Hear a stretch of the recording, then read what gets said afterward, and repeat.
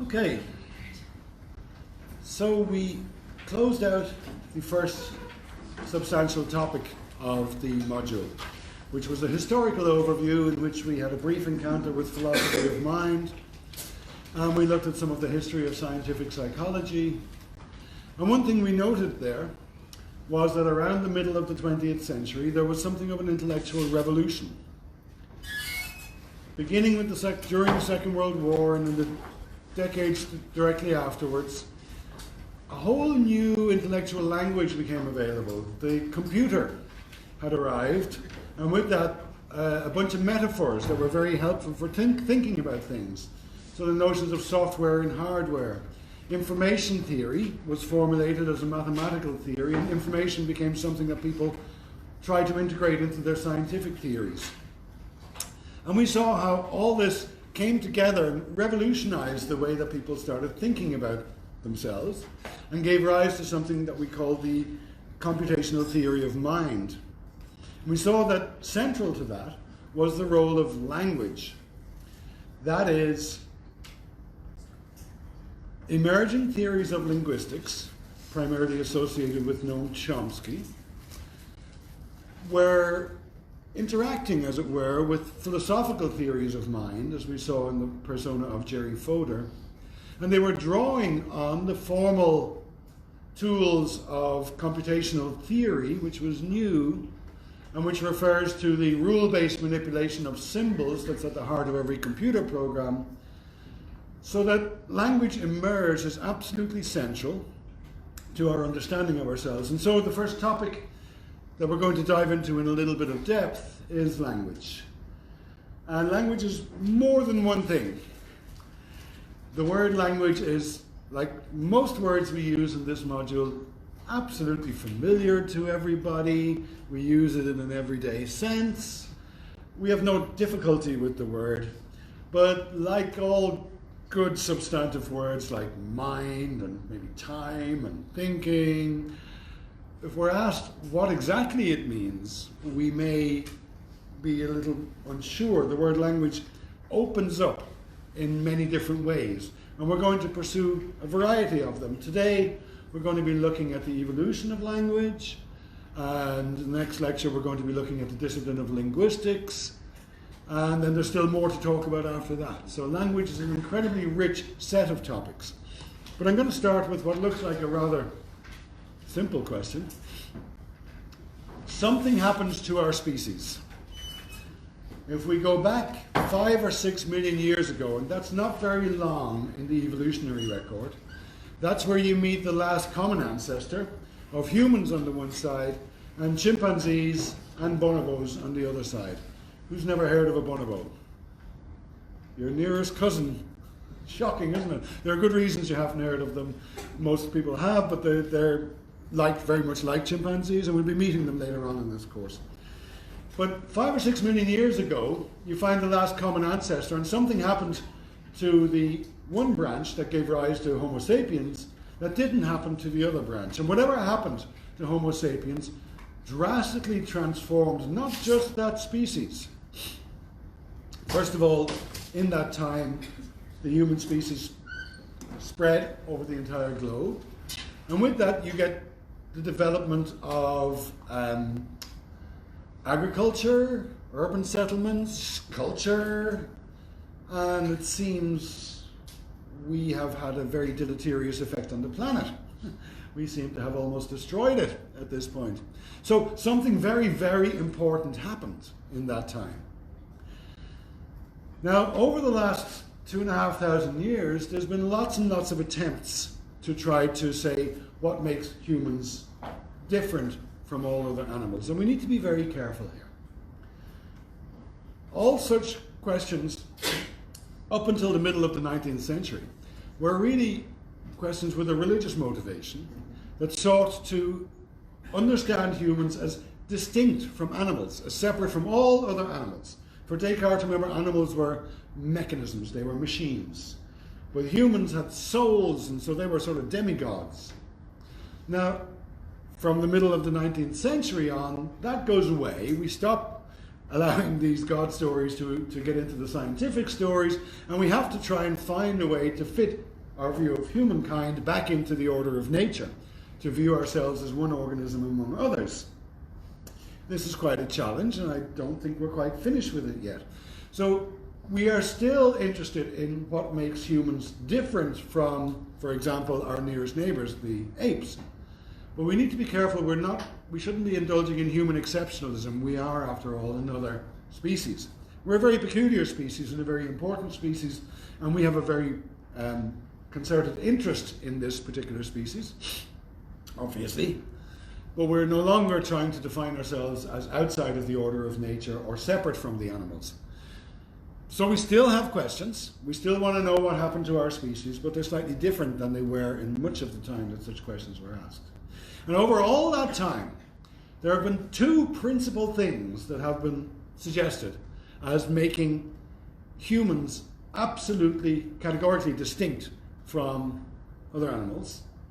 And one of them is the faculty of reason, and we've met that already. We've seen the enormous role it played in the origins of the philosophy of mind, in the whole rationalist worldview, in the philosophy of René Descartes. We will never get away from reason here, and we will be asking questions about reasoning as we go along. The other one is language.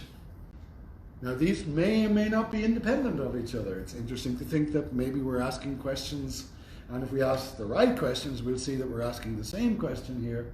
But for now, let's take it that there's two distinct suggestions on the table, reason and language, and we're going to pursue language and try and see what language might have done to humans.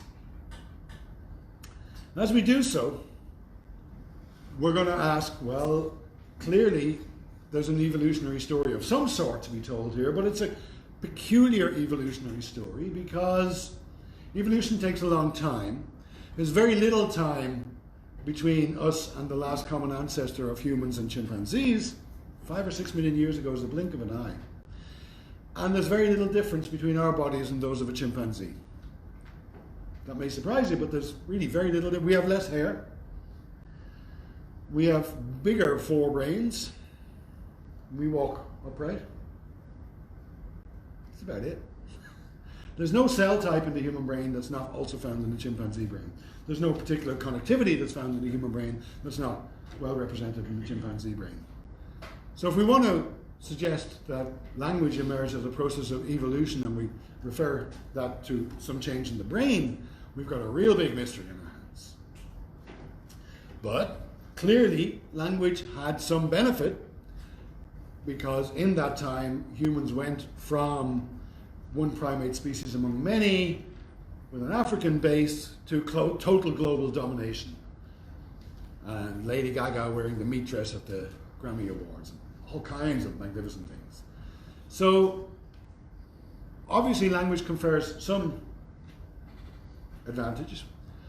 Why do you think we have language? So what does language give us that we wouldn't have otherwise? So what's language for? That's my simple question to you. What's language for? I was kind of expecting that one.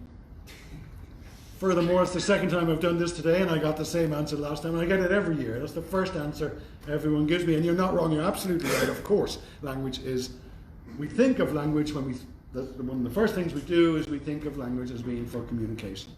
What else is it for? Processing. Pardon? Processing. Pardon? Processing.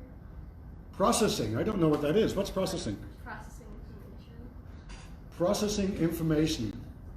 I really don't know what that is. We'll be talking a lot about theories that involve information processing, but those words are used for discussing vision, for discussing feeling. In other words, those words are central to the vocabulary of the computational theory of mind, but I don't know that they pick out language specifically. You can use those words in the context of language as you can use those words in the context of vision and your bank balance. So that's not really it's not the one I'm looking for. We met one the last day. We met the language of thought hypothesis. This was introduced by Jerry Fodor, remember? And it was a fairly new idea in the middle of the 20th century, which came along with the information processing language. This is very much part of that picture. But notice the difference between these. Communication is something that happens between people. You need at least two people to communicate. Thought, we usually think of as single person. Now, maybe that's not a good way to think of thinking, but thinking is going to be one of those words that is very, very hard to pin down. So we have at least two significant stories to tell, and maybe there's more. We're going to hint here that there's a third one that's sort of missing here, and it's fundamental to both of these, and that is the ability to share a world, to commune with others, to occupy a shared social reality. But this is not well developed, and so at the moment we're going to assume that language, at the very least, has a role to play in thought that we need to explore, definitely has a role to play in communication, and probably is other things as well. So the last day we met Jerry Fodor, and one of his contributions was a book called The Language of Thought. And in this, Jerry Fodor addressed thinking broadly construed, and he and we would agree that thinking is a word that means lots of different things and probably doesn't have a single meaning.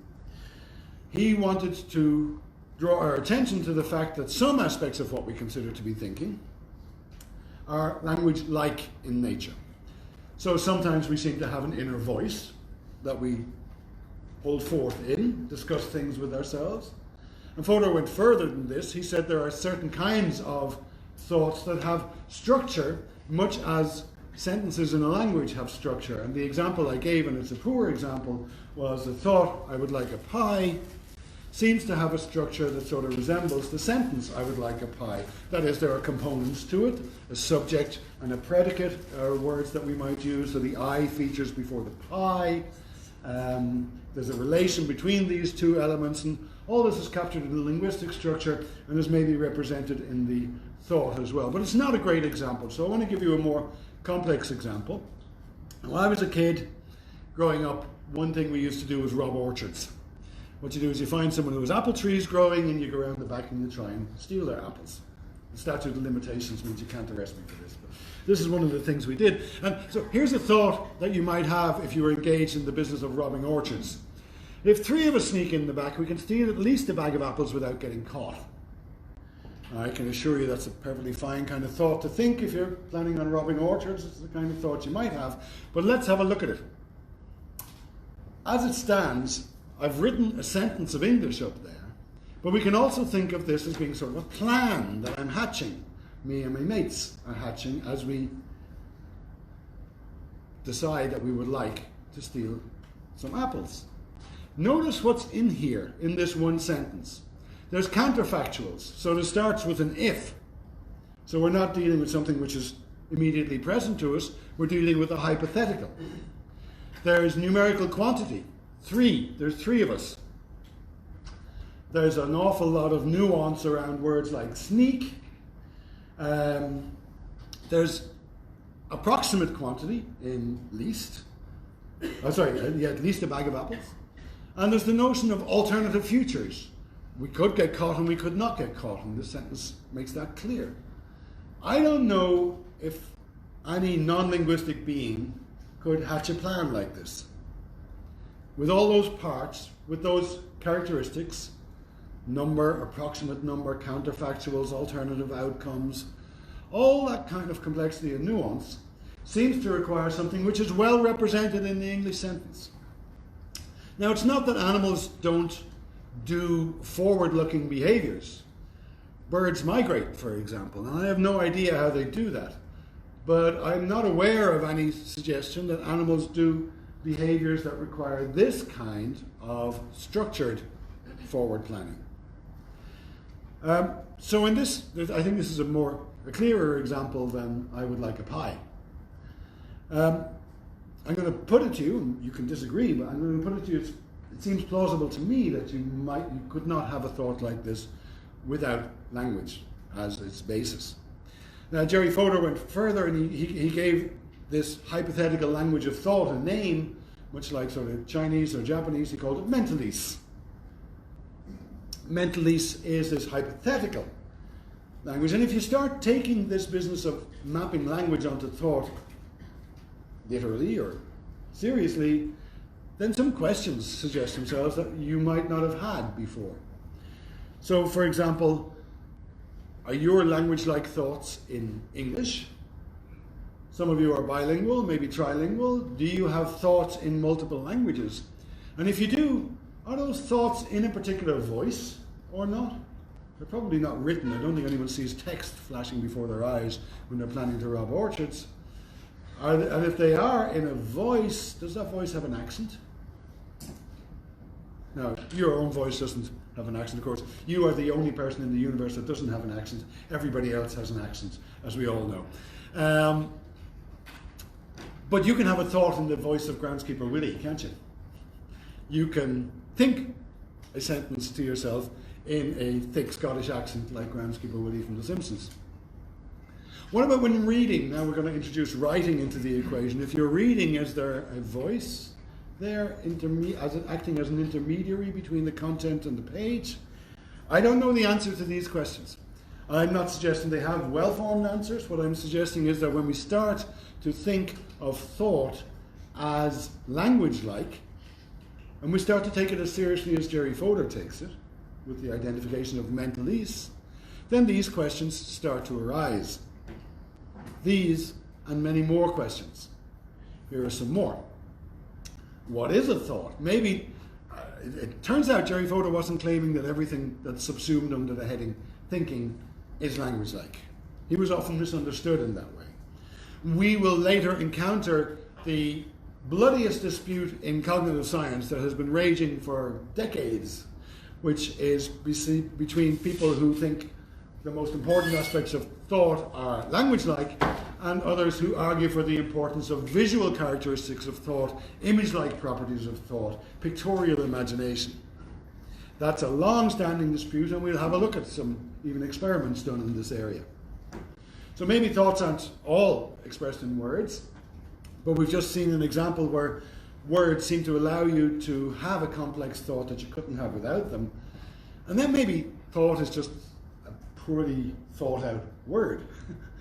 Maybe your mental life is not well described as thought, and maybe this is just an imprecise word that works well in an everyday context, but needs to be replaced with something a little bit more solid to do science. I don't know the answer to these. This is a heavily contested concept. So the language of thought hypothesis of Jerry Fodor takes a very specific, strong view of what language is and how it's related to thought and to cognition. This is part of the emerging computational theory of mind that arises starting in the 1950s, 1960s, and totally runs the show in the 1970s and 1980s, and still it persists today as one among many approaches to understanding such questions. And in the computational theory of mind, there's a lot of talk of representations. And this is important. The language of thought hypothesis suggests that mental processes, thoughts, are computational processes defined over representations. So this is a strong analogy to what's going on in a computer, where you have the rule-based manipulation of symbols. Those symbols stand for something, so that means they're representations. And they're manipulated by rule, that's the computational processes, and as you rearrange them, the meaning changes.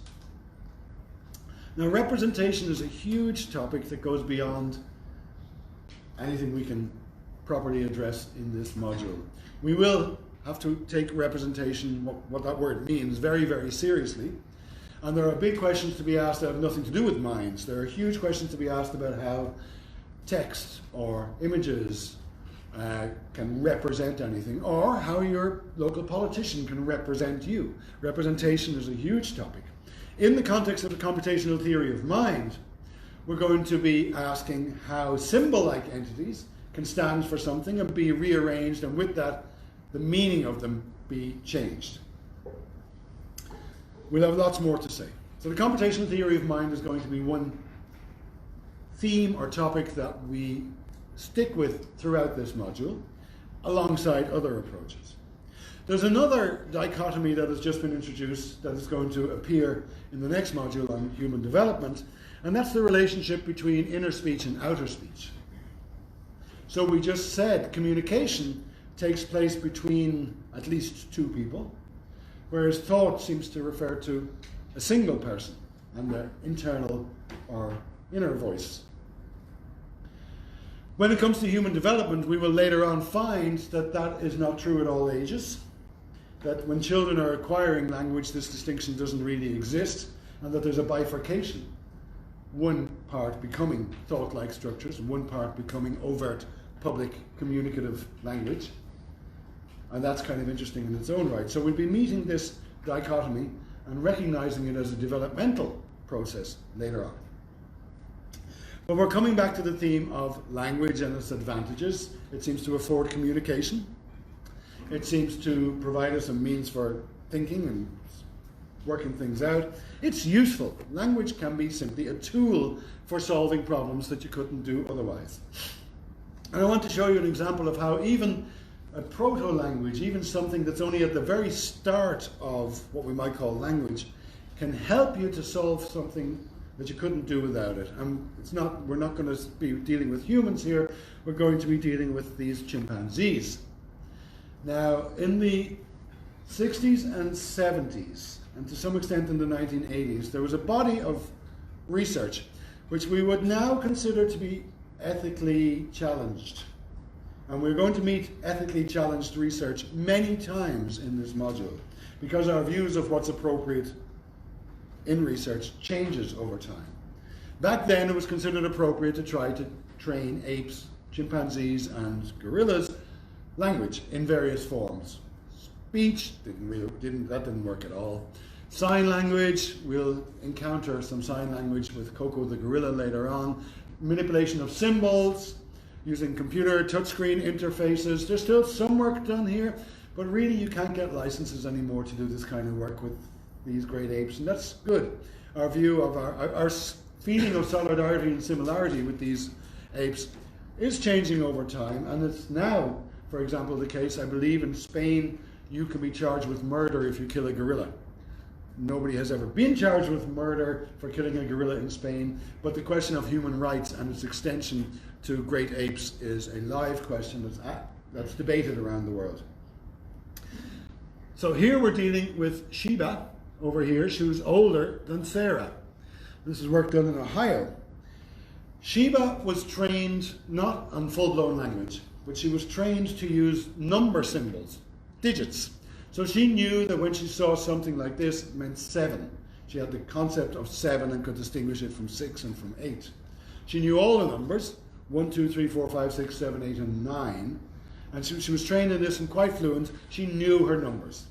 And that's a first stage, is using a symbol that stands for something. So she's acquired a set of symbols.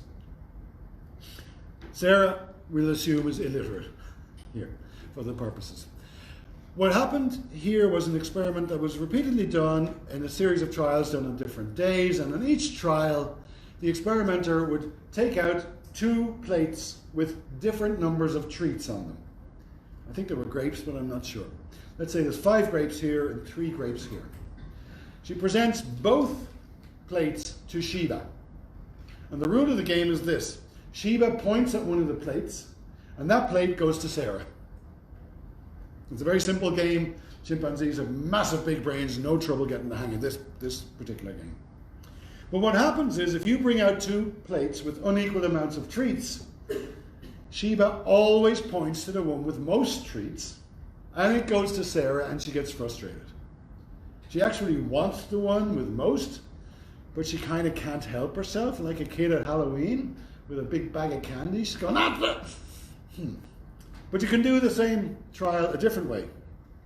You can bring them out with lids over them with numbers stuck on top, conveying exactly the same information. Number 5 on one, number 3 on the other. Now Sheba can do this. She understands her numbers. She looks at that and goes, and so Sarah gets the one with less treats, and Sheba gets the one with most. So having that extra layer of symbolic mediation seems to provide Sheba with a means of thinking, would we say rationally? Thinking intellectually about the problem instead of being caught up in this push and pull of appetites and drives. So it's written there for you for revision purposes, and the reference to the article is there. But what's important here is that this use of symbols that stand for something, in this case numbers, seems to have given Sheba a capacity she didn't have before. She seems to have freed her from the direct link between seeing and doing. Now, before we leave Sheba, I was curious last year and wanted to see, well, whatever happened to Sheba? Well, there's now an institution called the Chimp Haven in which chimps rescued from these kinds of research programs are housed and allowed to live out their lives. Sheba, incidentally, as far as I know, is a daughter of another chimp who was very famous. We've already met Noam Chomsky. One of the first chimpanzees who was used here was called Neem Chimsky. They're not subtle. And Sheba, I think, was his daughter.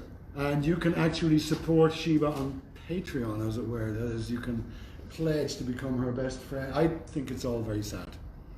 And there's not really any of this going on anymore. So we leave Sheba now behind and get on to the question we really wanted to home in on about where language came from. Is there an evolutionary story to be told here? And if not, then what other kind of story could you tell? This turns out to be a very, very difficult problem. We were changed. Our species was changed radically in that time since the last common ancestor. Species that we call Homo, the genus that we call Homo, is more recent than that. And we developed all kinds of things in a very, very short period of time. But the record of language only goes back as far as writing. And writing is only 5,000 years old. First writing in Mesopotamia is about 3000 BC. It started as a bunch of tally marks for keeping track, basically spreadsheets. Writing started as spreadsheets. And that, by that stage, language was well established. And there were cities, and there was agriculture, and there were communities, and lots of parts of the world. So we've never found a transition period. We've no language use doesn't leave fossils. There's no organ of the body that developed for language. So if we want to study the history of vision, we can look at changes in the eye, and we can look at changes in the nervous system and so on. And the eye we would now associate with vision. Well, maybe it serves other functions, but you know, eyes and vision are really, really closely linked. So if you want to understand the origins of vision and the development of vision, the evolution of vision, you look at eyes. But there's no part of the body that's there just for language. Language sits on top of organs that all have other purposes as well. Even in the brain, even though we say some parts of the brain are crucially involved in things like speech production and speech perception, those parts of the brain are crucially involved in other things as well. No part of the brain has a sole function that we can delineate like that. So even the most speech associated part of the brain, which is an area on the right here in the front called Broca's area, is also crucially involved in fine manual manipulation, for example. So there's no fossil record, there's no physical traces of language use. We draw inferences from the presence of culturally tinged artifacts like burial sites, jewellery, bone flutes, rock art, the command of fire that seems to speak of a collective technology. Those are the indirect things we use to guess when language appeared on the stage, and we honestly don't know.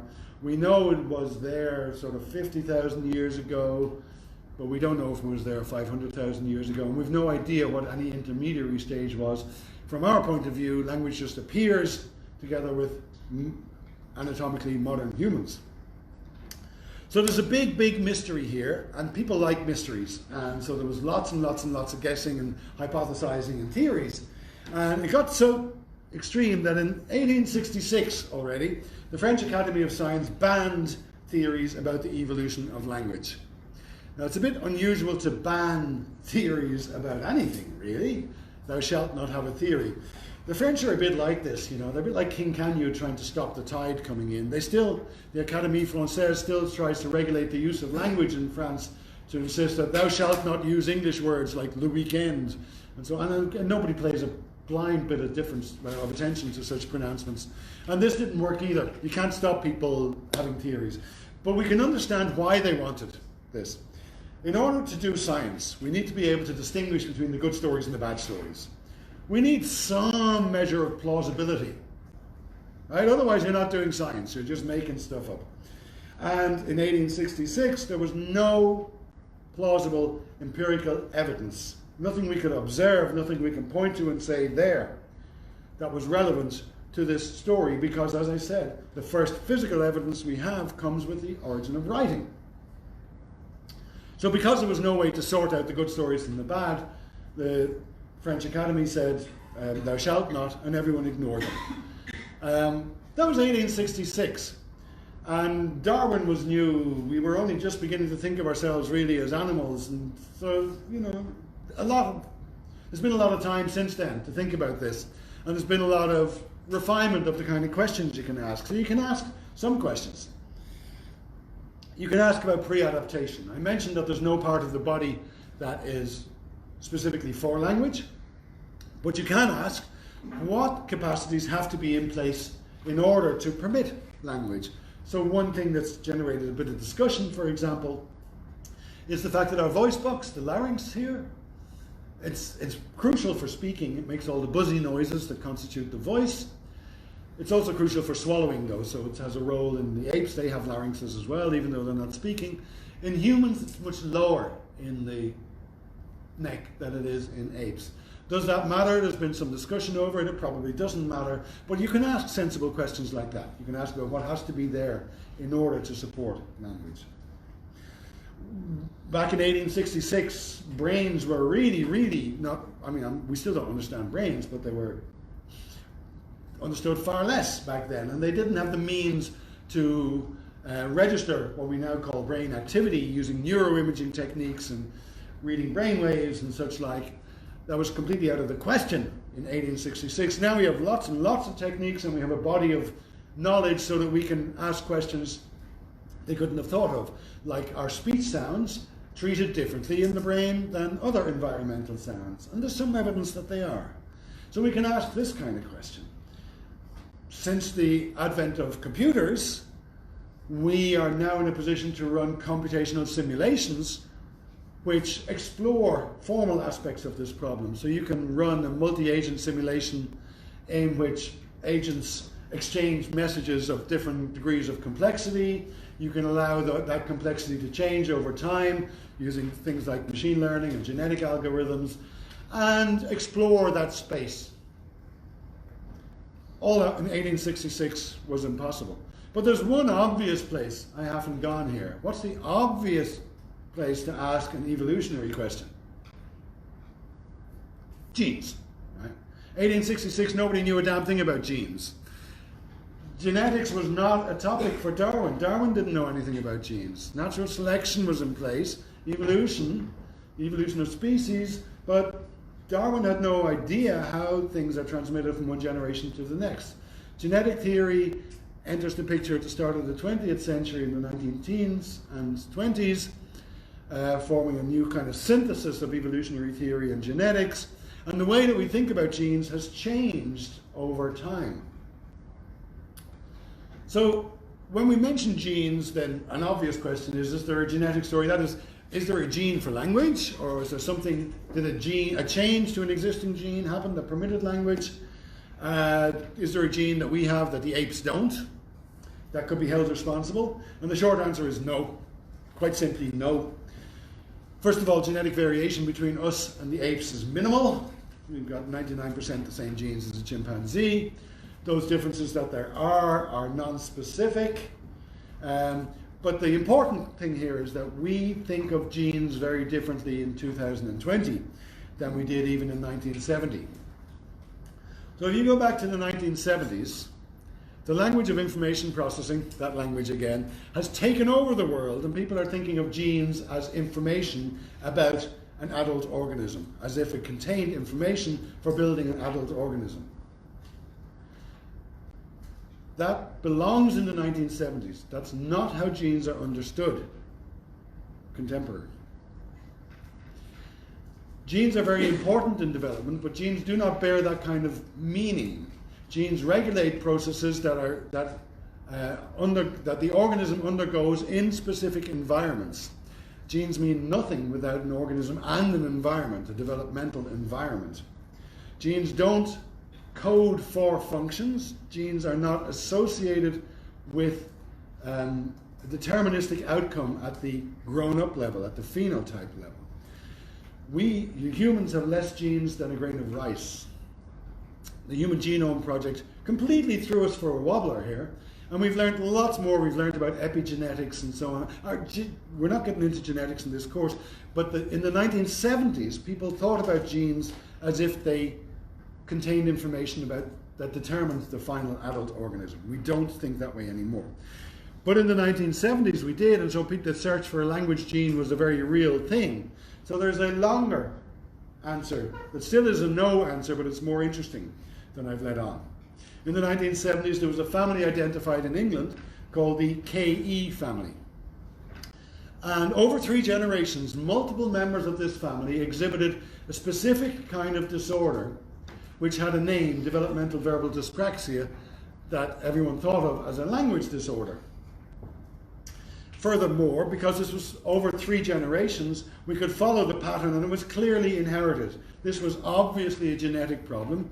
There was some mutation on a gene that was being passed around in this family.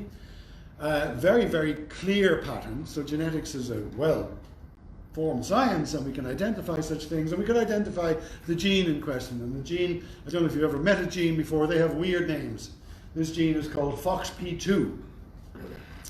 So what do we know about FOXP2? Well, it's found in all mammals. So mice have it and bats have it and so on, and it differs a bit from species to species. Chimpanzee FOXP2 is a little bit different from human FOXP2, but not much. And there is a single mutation on FOXP2 in those members of this family who display the syndrome we mentioned. But what happened was, researchers were really keen in the 70s to identify a language gene. They thought there would be a simple answer to this complex question. When this pattern of inheritance came out and it was found that all these people have a language disorder and it's genetic, boom, people started talking, we found the language gene, hurrah, we can go publish. And they rushed to publish. And they made fools of themselves. And 6 months later, everything had to be retracted because after doing a little bit more careful work, it became clear that this was not the language gene. First of all, that disorder, developmental verbal dyspraxia, is a poor label. It identifies a general coordinative and learning difficulty that applies not just to language, but across the board. People with this disorder acquire language late, so they're late speakers, and they retain difficulty in fine manual coordination and in speech coordination, but they actually get language just fine. It's not language that's the problem. It's a more diffuse kind of syndrome that's difficult to pin down. So the idea that we had found the language gene was a mistake because people were looking for easy answers to complicated questions. We know a lot more since then. FOXP2 in all these animals, in all mammals anyway, is crucially involved in the co-development of the lungs and the brain. Now think about that for a minute. Speaking is, among other things, controlled exhalation. It's very closely linked to breathing. It's very closely linked to brains, of course. So if you have something in the developmental process that matters to the co-development of brains and lungs, that there should be some effect on speech, is a trivial result. It doesn't make it the gene for language. So people were looking for easy answers to hard questions. A few years ago, I had the good fortune to find a video on YouTube of a member of the family of KE talking about himself, and I'd like to play you a little bit of it. First of all, to convince you, reassure you that people with this disorder do have language, and then to show you that they do have multiple challenges that they can be overcome. And I just love this guy to death, so I'm going to show him to you anyway, whether you like it or not. Here he is. This is an early day. Hello people, today I'm going to talk about 5 things about me. 5 things about me. Let me think. Number 1. I have a rare speech disorder called Fox PH2. If you want to know more information about that, you can. Go to Google on the KE family. I'm famous in the medical history on that. Number 2. I have a learning disability, but I can learn how to sort good things out from that. Number 3. When I was born, I learned sign language. Patrick Gorman. Then I changed to Macintyre. Then I changed to British Sign Language. And from that, when I was young, I was non-verbal. So now I have achieved a lot in that. Now, I'm going to interrupt him there, but everything you heard there was relevant. So he's well aware of his family's history, quite proud of it, correctly. The learning disorder is not independent of this coordinated disorder, and in his point number 3, he says he was non-verbal, so he's acquired language late. All that goes together. He's a magnificent character. These days he makes YouTube videos teaching other people sign language, which is a wonderful thing to do. So the reason he learned sign language was because he was delayed in his speech. But you can see he has language. Right? There's no doubt about it. Yes, the guy has challenges, but he definitely has language. So this illustrates it very, very clearly that the nonsense about finding the language gene has no business in our discourse. But in this course, we will repeatedly find problems with the way the science is reported in the press. In 2018, on Twitter, this scientist, Simon Fisher, who's a geneticist from Oxford University, said, "Twitter is debating if scientists should ask to check quotes in media reports. A while ago, interviewed for a popular Sunday magazine, I said, there's no such thing as a language gene. I hate that term. No single gene can determine a person's language ability." I think he's very clear there. Simon Fisher is very clear. Here's what the press published. "We discovered a language gene called FOXP2. Chimps have it, but with differences, which is why they'll never be able to talk." And they put his name on it, Simon Fisher, Language and Genetics, Oxford University. That is appalling. And we will meet this again and again in this course. I will do my best to draw to your attention when there are historic problems with the way that something is reported in the media. But in 2018, this is really disastrous. Now, evolution doesn't only work on brains. As I said, our brains are slightly different from chimp brains in that we have large forebrains, but there's no real big difference there. One could ask, are there other biological changes that might have happened in that time that might be relevant to this kind of question?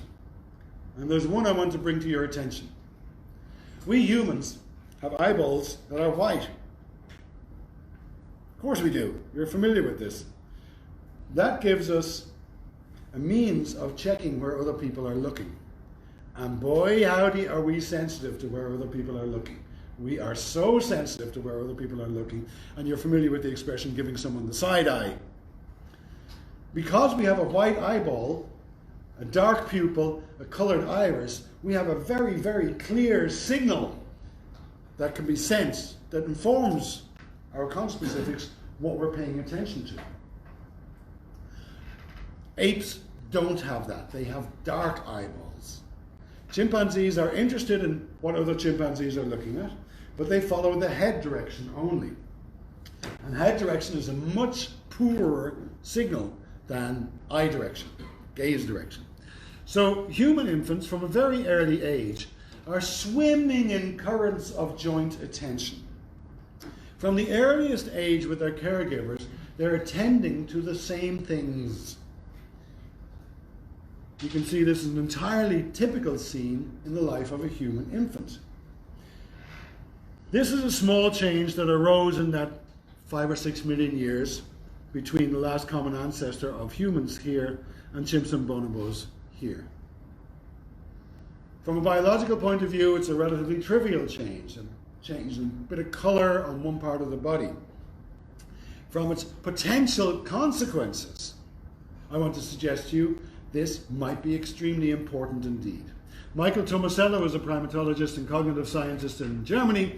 He published this as the cooperative eye hypothesis in 2007, and I love it, and I think that we have not explored this idea nearly enough.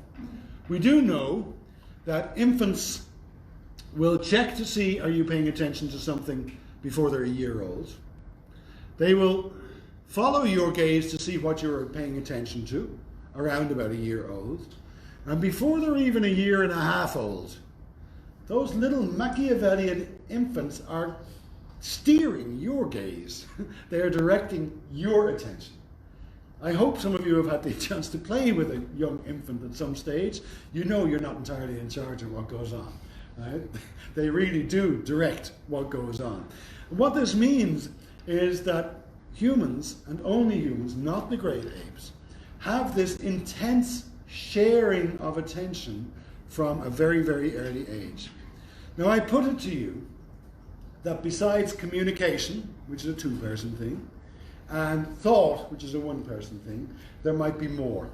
And I suggested that underlying both of these might be the idea that we share a shared social world, or share an understanding, or share a reality. Humans seem to commune with each other, to form groups that adopt a common perspective. It is quite possible that we have here a key to understanding how a small biological change radically transformed the species to the point that we have almost destroyed the planet. It's not all good.